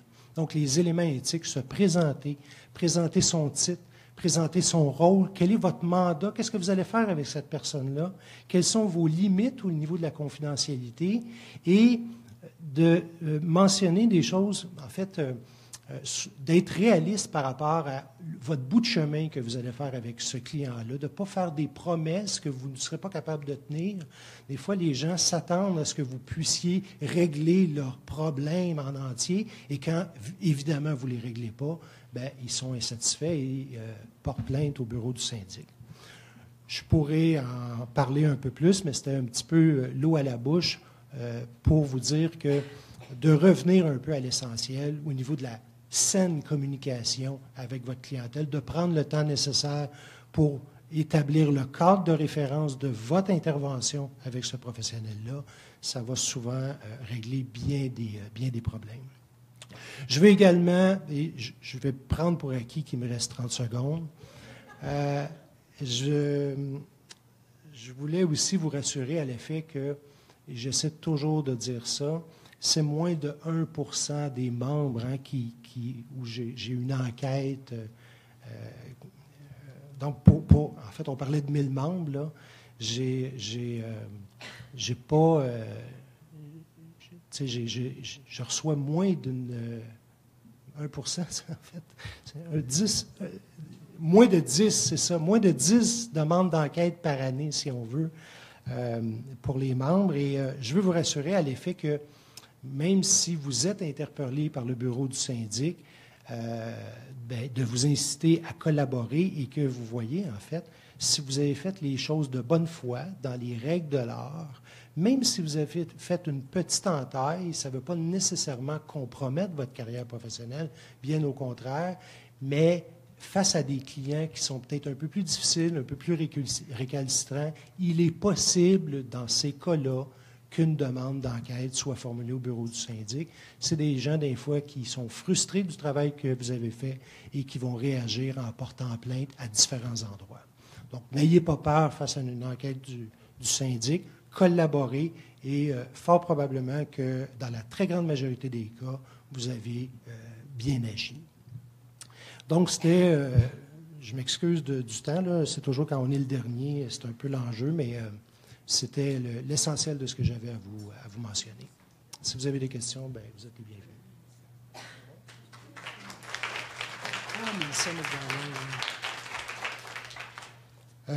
J'ai oublié de mentionner que ça fait 2 dossiers que j'ai la collaboration de Melissa McDonald à titre de syndic ad hoc pour des dossiers qui sont unilingues anglophones. Donc, je n'ai pas suffisamment de compétences pour être capable de faire un dossier complet en anglais, parce qu'il faut faire, idéalement, les entrevues en anglais. Il faut éventuellement même soumettre et témoigner devant le conseil de discipline en anglais. Donc, ça fait 2 fois que Melissa McDonald accepte de prendre un dossier d'enquête, et elle fait très, très bien le travail. Je l'ai dit l'année passée sur vidéo. Je leur ai dit encore cette fois-ci, j'ai bien tenté de la recruter comme syndic adjointe, mais malheureusement, elle ne veut pas. Merci beaucoup. Merci, Tony. Merci beaucoup. Je vais te laisser tes feuilles. Alors, on est encore dans un rapport, alors j'aurais besoin d'un proposeur pour adopter le rapport du syndic. Monsieur, j'ai oublié votre prénom, mon plat Tupperware est toujours aussi plein, là. Simon Legault, et j'ai besoin d'un secondaire. Pas tous en même temps. Ah, Jackie, excuse-moi. Jackie US seconde. Merci beaucoup. Alors, on serait rendu à la période de questions. C'est votre moment à vous. Là, on ne va pas rester en haut de même, là. Excusez-moi, ça a craqué. À la période de questions, je ne sais pas si vous avez des questions particulières. Je sais qu'on a quand même fait une présentation assez complète, mais il peut rester des questions. Oui, madame? Pourriez-vous venir au micro? Ah non, c'est pas vrai, hein? On s'y fait au micro, on s'habitue. Parce qu'il y a des gens en ligne qui ne pourront pas vous entendre à ce moment-là. Bonjour. Bonjour. Je m'appelle Brigitte Boisclair. Je veux juste savoir, vous avez fait des démarches auprès du Service correctionnel du Québec, entre autres pour les agents de libération conditionnelle, tout ça, mais qu'en est-il pour le Service correctionnel du Canada, donc les employés qui travaillent au Québec aussi? Il y a 2 ans, on a rencontré le sous-commissaire. Oui. Pierre et moi, on est allés. Et C'est toujours la phrase qui dit que le gouvernement fédéral, les employés du gouvernement fédéral ne sont pas assujettis aux lois provinciales. La seule raison pour laquelle, quand ils demandent quelqu'un qui est psychologue, qui vont demander d'être membre de l'ordre, ou les infirmières, c'est parce qu'il y a un ordre dans chaque province du Canada. OK? Pour les psychologues et pour les infirmières. Pour les criminologues, il n'y en a pas d'autre ordre. On est les premiers, les seuls au Canada à avoir un ordre. C'est ce qui fait que pour eux, ils ne sont pas assujettis aux lois provinciales. Mais on n'a pas abandonné. OK? On s'est dit, on va finir au niveau provincial pour les agents de probation, pour le 3.64, comme Pierre vous a expliqué tout à l'heure, mais on va retourner à un nouveau sous-commissaire. Peut-être que la réception va être différente, mais on va retourner d'ici à ce que je termine mon mandat, d'ici juin, pour pouvoir encore relancer, parce qu'on considère qu'il y a des gens au Service correctionnel du Canada qui font les activités réservées, comme vous tous. Évaluer une personne atteinte d'un trouble mental, la 3.64, le diagnostiqué par un professionnel, c'est fait par le Service correctionnel du Canada, surtout à l'unité de santé mentale. Fait que c'est clair que nous, on va relancer à ce moment-là. Il y a de la jurisprudence qui dit qu'ils sont assujettis, puis il y a de la jurisprudence qui dit qu'ils ne le sont pas. Fait que ça va être peut-être un débat juridique, mais on n'a pas baissé les bras par rapport à ça. Mais là, on embrassait trop grand. On a voulu régler le provincial pour après ça aller au fédéral. Mais on ne l'oublie pas. Faites-vous-en pas. OK, merci. Ça fait plaisir.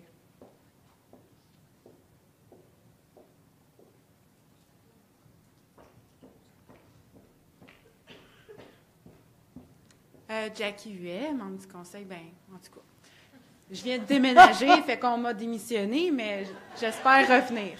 Je voulais juste prendre une minute parce que je pense qu'on n'a oublié personne dans tous les remerciements, mais José, je te remercie.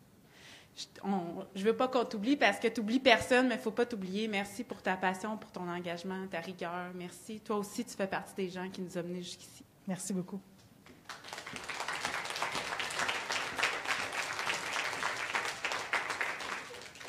Est-ce qu'il y a d'autres questions? Est-ce qu'on a des questions en ligne? Non? Peut-être que l'année prochaine, on en aura. Oui, madame. Allô? J'avais des questions au niveau des heures de formation.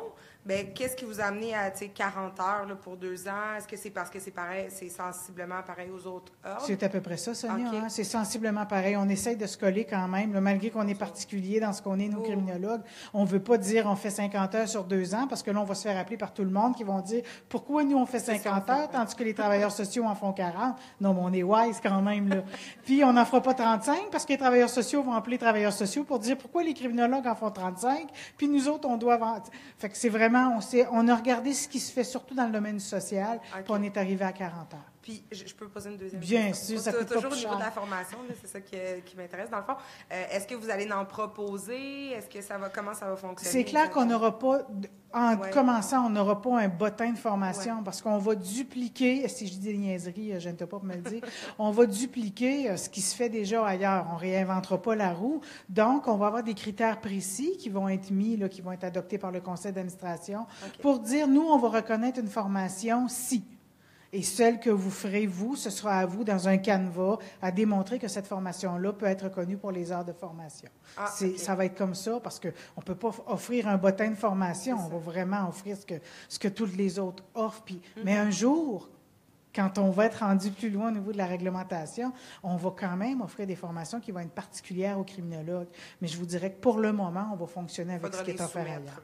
C'est ça. Okay. Oui. Merci. Ça répond? Merci. D'autres questions? Gênez-vous pas, là. Moi, je peux être ici toute la soirée, là. Ah, on a un autre. Mon Dieu, c'est le fun.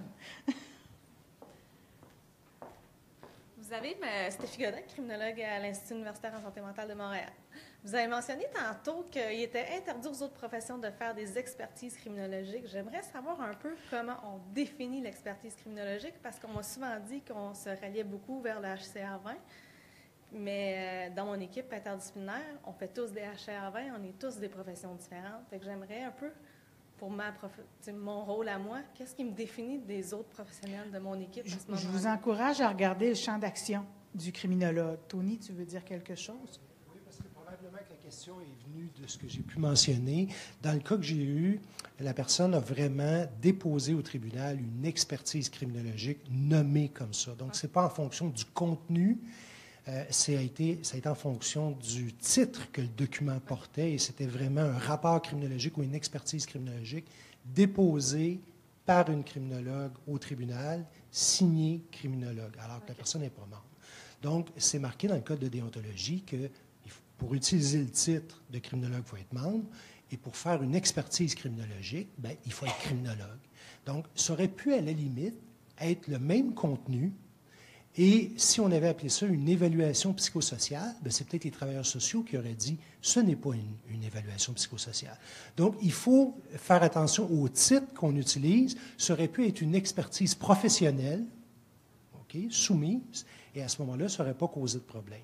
Mais là, la personne a dit que ce document-là, c'était une expertise criminologique. C'est ça qui causait problème.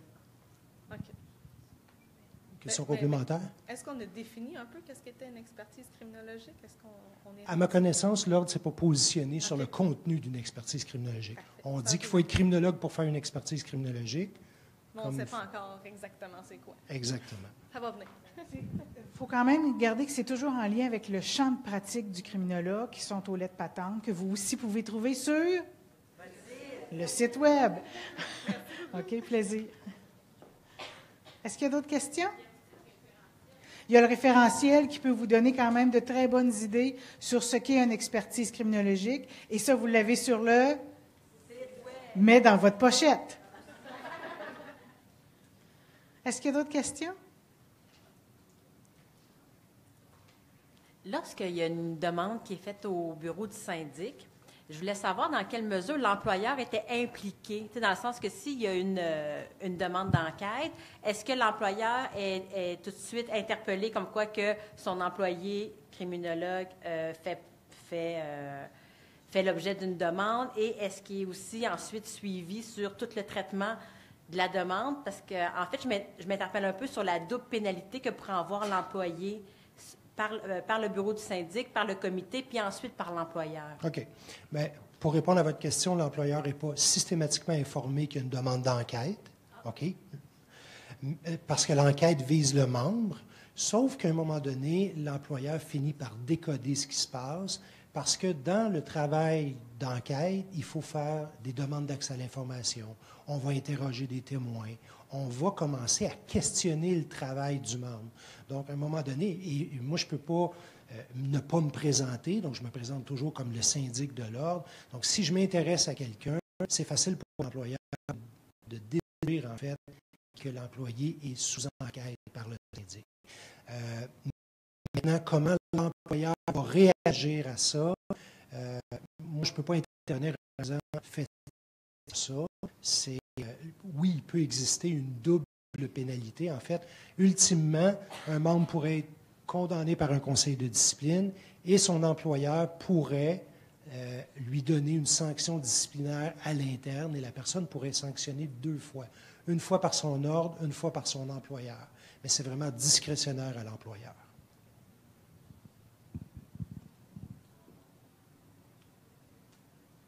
D'autres questions? Ça a été clair? Oh.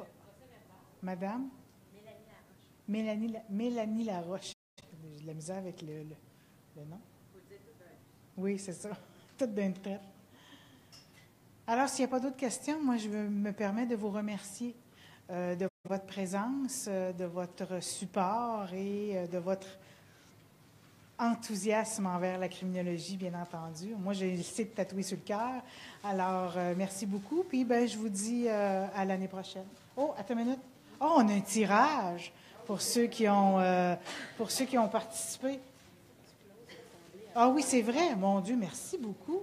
J'ai pas regardé ma feuille. J'ai besoin d'un proposeur pour la levée de l'Assemblée. Ça, il y en a toujours beaucoup d'habitude à ce moment-là. Madame Corbeil. Et j'ai besoin d'un secondaire.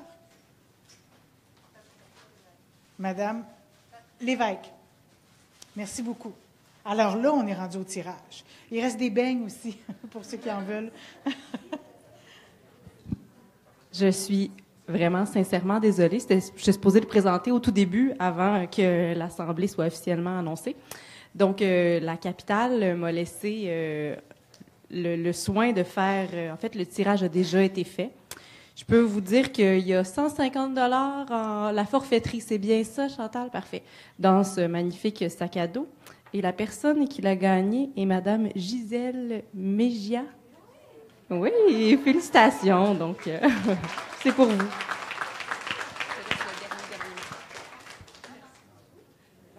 Bravo.